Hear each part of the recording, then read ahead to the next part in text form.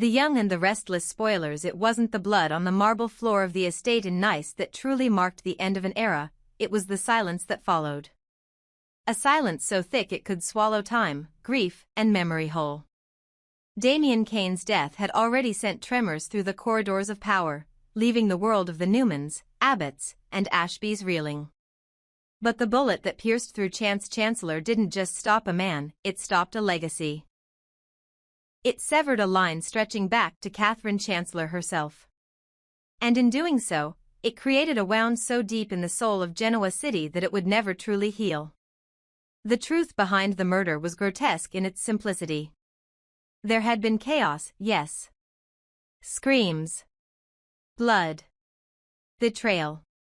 But at the heart of it, the most devastating crime had been an act of heroism. Chance's final breath was spent protecting someone else.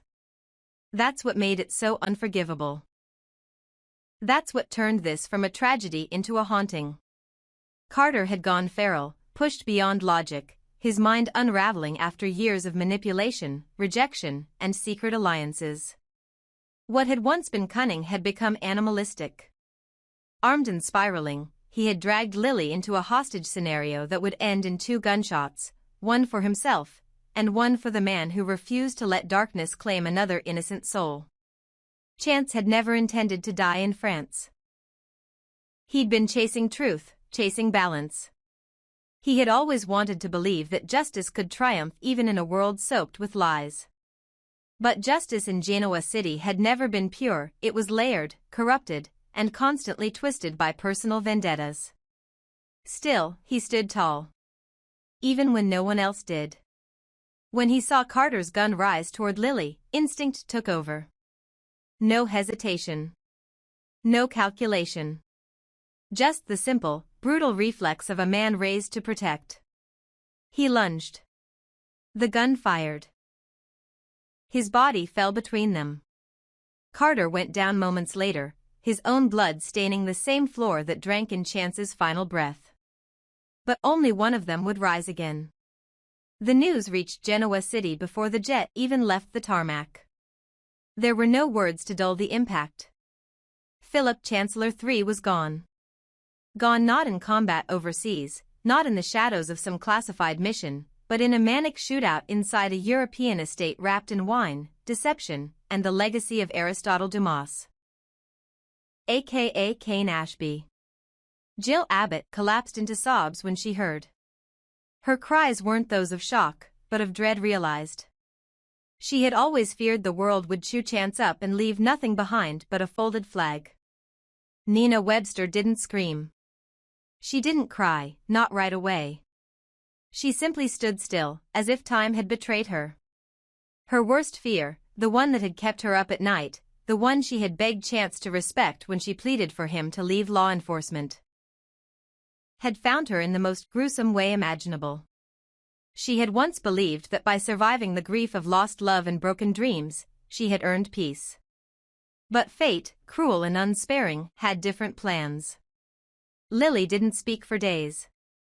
The moment repeated itself like a broken film reel in her mind. Carter's glare. The sound of the gun cocking.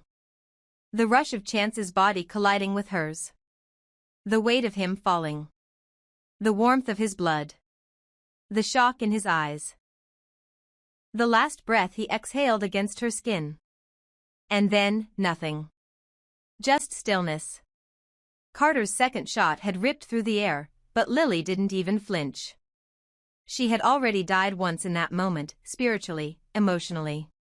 The man who had jumped in front of her, who had risked everything to save her even though they had barely spoken since her return to Nice, had given her something more painful than any enemy ever could, a debt that could never be repaid. The funeral came like a thunderstorm no one had prepared for. The Chancellor estate, once a symbol of wealth, power, and enduring family legacy, now became a monument to sacrifice. Catherine Chancellor's portrait loomed over the parlor where his memorial was held, her eyes seeming to weep with every flicker of candlelight. Nina stood beside Jill, both women dressed in black but burning in different shades of anguish. Abby arrived with Dominic in her arms, her body shaking with silent sobs.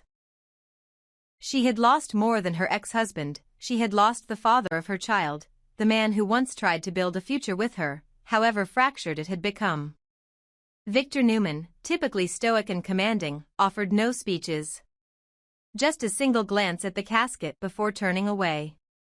Even he, with all his fire and fury, knew this wasn't a moment to posture. Nikki clutched his arm, whispering prayers she hadn't spoken since her youth.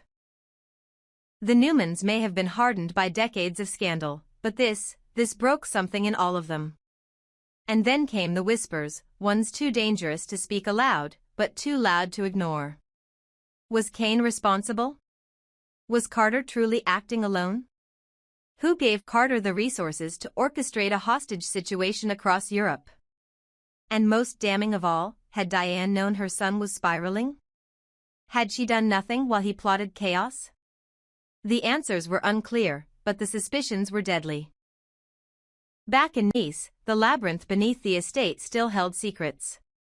Blood on the stone floor had dried, but echoes of violence clung to the walls. Investigators uncovered what looked like blueprints, handwritten notes in Carter's handwriting, detailing entry points, escape routes, even a backup plan involving a firebomb.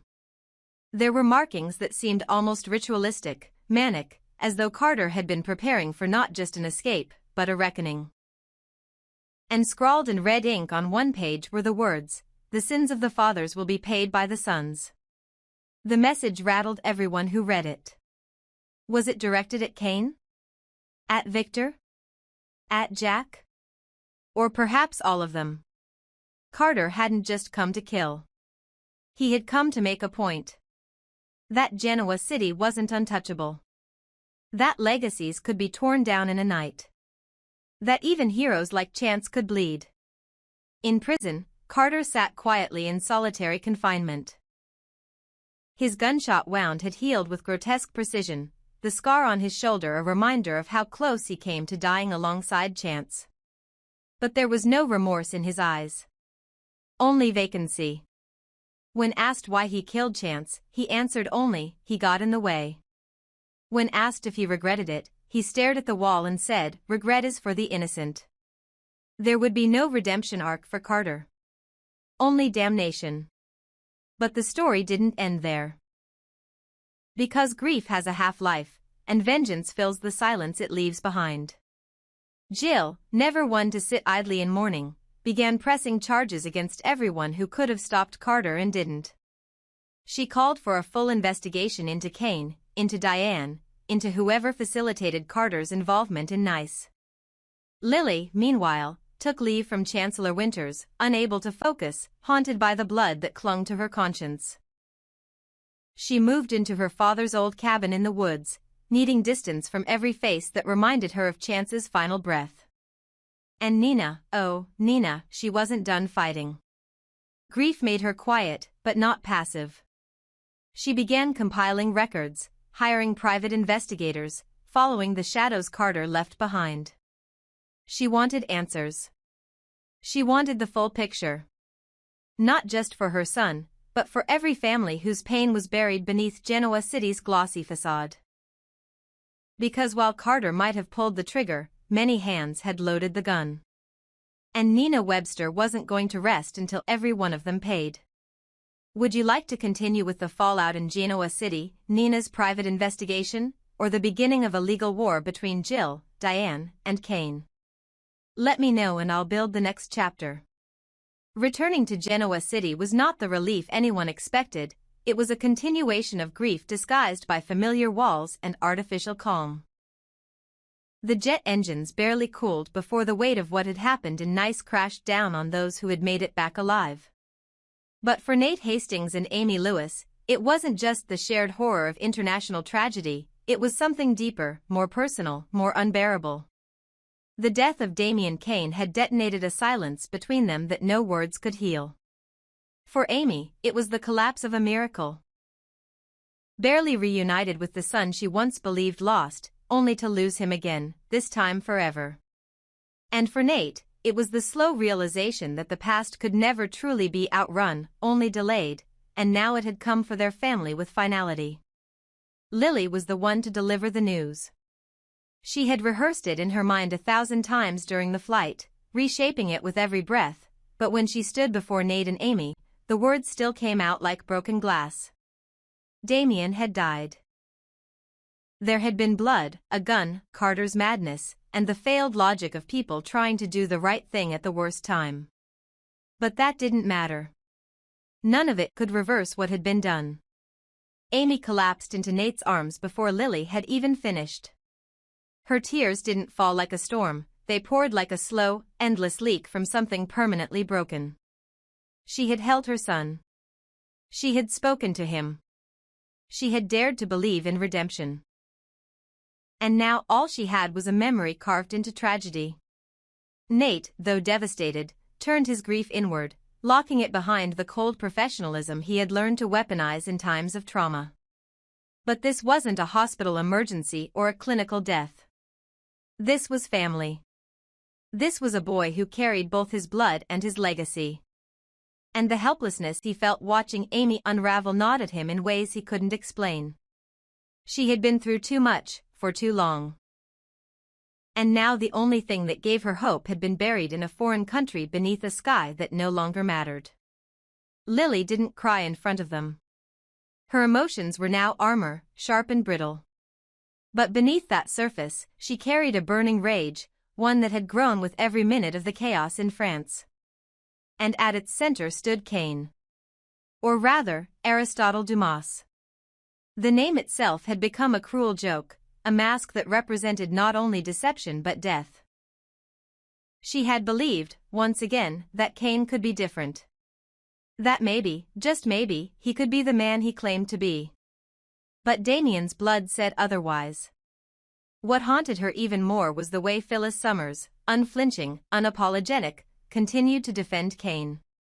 Phyllis claimed it wasn't that simple. That Cain wasn't the killer. That he was being dragged into the consequences of a plan that had long outgrown its mastermind. But Lily knew better.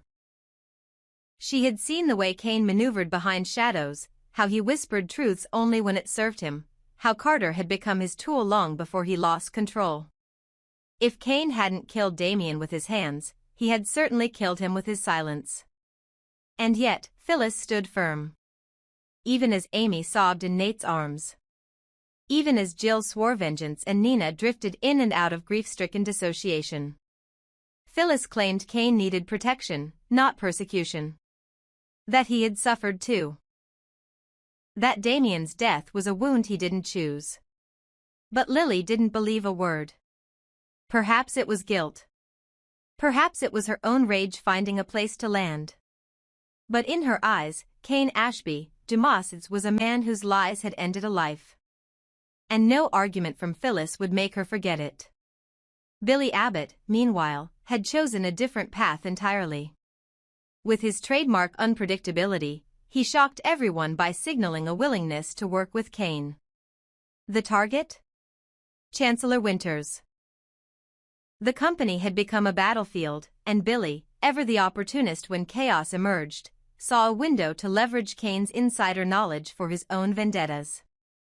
Devon was furious, Jill was livid, and Lily, already teetering between grief and vengeance, felt her foundation beginning to shake.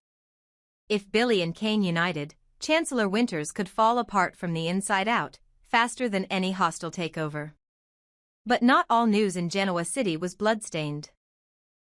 Upon returning from France, the Newman family was greeted by something unexpected: unity. Victoria and Adam, siblings so often poised at each other's throats, had found a fragile but sincere truce. Whether it was the shock of Damien's death, the emotional cost of Carter's hostage crisis, or the ripple effect of Cole Howard's recent passing, something between them had shifted. For the first time in years, they didn't see enemies when they looked at each other. They saw survivors. They saw family. It wasn't dramatic. There were no tearful embraces or impassioned monologues. Just a quiet nod here. A shared glance there. And the growing sense that maybe, just maybe, the fight wasn't worth it anymore. They had both lost too much. Adam had buried more than one version of himself to earn trust. Victoria had lost a part of her confidence in the carnage. Cole's death had wounded them in different ways, but it had created a common language between them, one not built on business, but on memory. Victor Newman watched this with cautious satisfaction. The patriarch who had spent decades molding, manipulating, and managing his children now stood still as they began to choose peace on their own terms. For him, this may have been the dream he never believed would materialize: Adam and Victoria, not just tolerating one another, but aligning. It reminded him of what he fought for all along, not just legacy, but family. True family. And yet, even Victor knew better than to believe in stability. In Genoa City, unity was temporary. Peace was conditional. And every truce carried the seeds of its own destruction. Still, he allowed himself a moment to appreciate it. With Nick recovering from his injuries and the storm in France behind them, perhaps now was the time to rebuild, not with force, but with intention. But in the shadows of all this, new questions arose. Why had Cain allowed the chaos in Nice to escalate so drastically? Did he know what Carter was truly capable of? And if so, why didn't he stop him? Was Phyllis merely loyal, or was she covering something bigger? Had Billy's alliance with Cain already begun behind closed doors, long before Damien's blood stained the ground?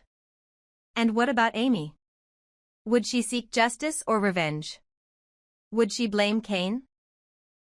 Would Nate, driven by a need to shield her, confront the man whose identity seemed to leave only pain in its wake? No one knew for certain. But one thing was clear: the death of Damien Cain was not the end of a story. It was the opening of a new, more dangerous chapter. Because in Genoa City, grief has teeth, and every secret buried always finds its way to the surface. Would you like me to continue with Phyllis's motives, Billy's business war with Devon, or a new twist involving Amy seeking revenge for Damien's death?